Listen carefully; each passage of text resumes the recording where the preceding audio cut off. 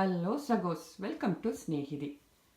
So பார்த்தீங்கன்னா நாம் இன்னைக்கு கிட்ஸோட புக் ஷெல்ஃபை எப்படி ஆர்கனைஸ் பண்ணுறது அப்படிங்கிற வீடியோ தான் பார்க்க போகிறோம். இது one of the requested video தாங்க.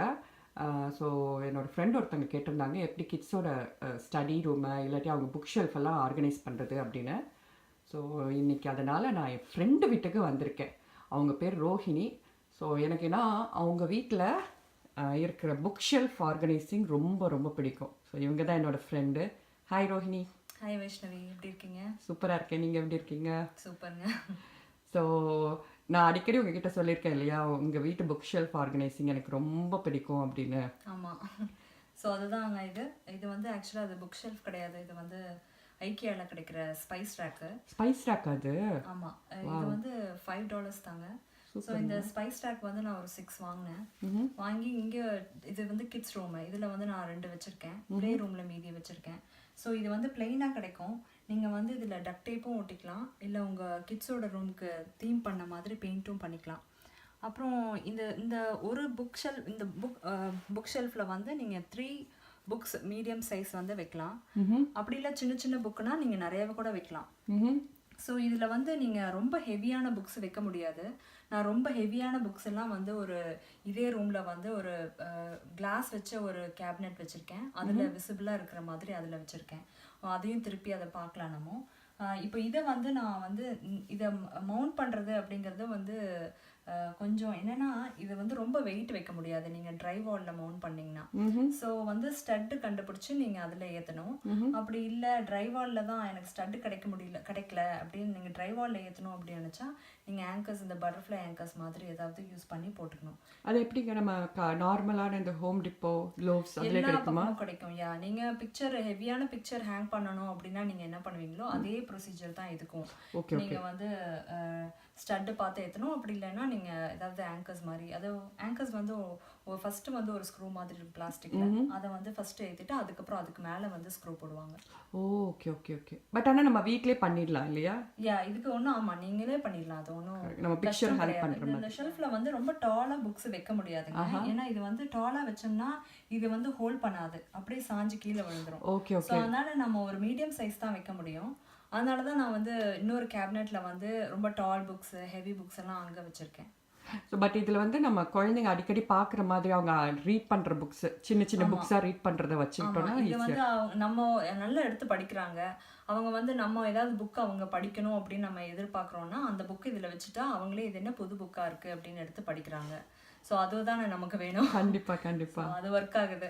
அப்புறம் ஈவன் நம்ம கூட வந்து ஒரு இந்த மாதிரி ஸ்பைஸ் ரேக்கை வந்து பெட்டுக்கு பக்கத்தில் வந்து மாட்டி வச்சுக்கலாம். ஏன்னா நிறைய பேத்துக்கு புக் படிக்கிற ஹேபிட் இருக்குல்ல தூங்குறதுக்கு முன்னாடி. ஸோ அவங்களுக்குலாம் அங்கே வச்சுக்கலாம், நல்லா அழகாக இருக்கும். ஸோ நம்ம நைட்லாம் பக்கத்தில் வந்துட்டு வச்சுக்கலாம், ஈஸியாக மார்க் பண்ணி. சூப்பருங்க, இது நல்ல ஐடியா. இது எனக்கு கூட நான் இந்த ஐடியா ஃபாலோ பண்ணலான்னு வச்சுருக்கேன்.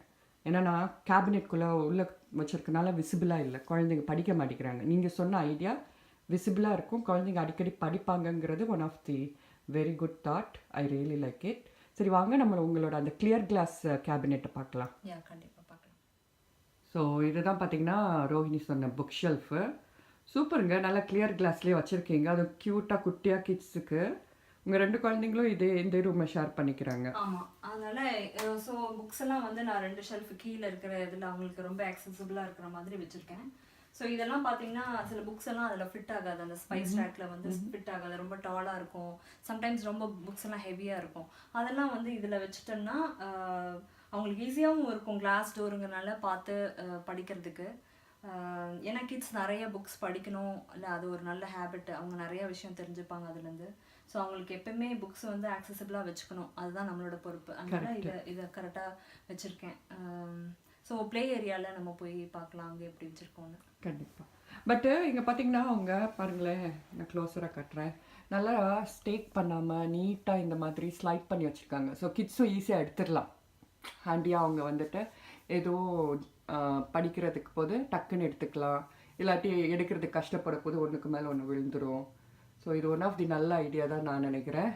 சரி வாங்க நம்ம அப்போ இப்போ ப்ளே ரூமில் பார்க்கலாம். சூப்பர் ரோஹிணி, எனக்கு இது ரொம்பவே பிடிச்சிருக்கு. ஏன்னா உங்களோட சின்ன பையன் அவன் வந்துட்டு ஆக்சஸ் பண்ணுற அந்த ரேஞ்சுக்கே வச்சுருக்கீங்க எல்லாமே. ஆமாம், இல்லையா? ஸோ எனக்கு ரொம்ப பிடிச்சிருக்கு இந்த ஐடியா. இது வந்து ஆக்சுவலாக இது ப்ளே ரூமு. ஸோ வந்து கபிலன் என்னோட சின்ன பையன் வந்து அவன் 3 தான். அவன் வந்து இங்கே தான் மோஸ்ட் ஆஃப் த டைம் இங்கே தான் விளாண்டுட்டு இருப்பான். ஸோ அவனுக்கு புக்ஸ் வேற எங்கேயாவது வச்சோம்னா கண்டிப்பாக எடுத்து படிக்க மாட்டாங்க. ஸோ இந்த மாதிரி அவனுக்கு பார்க்குற மாதிரி வச்சோம்னா அவனே எடுத்துகிட்டு வந்து இந்த புக்கை படிங்க அப்படின்னு சொல்லி கொண்டு வந்து கொடுப்பான். ஸோ அதனால் இங்கே வச்சுருக்கேன். இதில் பார்த்தீங்கன்னா நான் வந்து இந்த டக் டேப் யூஸ் பண்ணல. பெயிண்ட் பண்ணலான்னு வச்சேன், அப்புறம் பெயிண்ட் பண்ண முடியல. ஃபியூச்சர் ப்ராஜெக்ட் அவனுக்கு கொடுத்துருங்க. ஸோ அதனால் இது நல்லா படிக்கிறாங்க. இதை நீங்கள் ட்ரை பண்ணி பாருங்கள். ஸோ ரொம்ப தேங்க்ஸ் ரோஹிணி, எங்களுக்கு உங்களோட இந்த புக் ஷெல்ஃப் ஆர்கனைசிங் ஐடியாவை ஷேர் பண்ணதுக்கு. ஒன் ஆஃப் தி பெஸ்ட் ஐடியான்னு நான் சொல்வேன். கிட்ஸ் எல்லாம் வச்சுருக்கிறவங்களுக்கு யூஸ்ஃபுல்லாக இருக்கும். So thank you very much. தேங்க்யூங்க. பாய். See you in next video. Until then, ta-ta, bye-bye. Bye.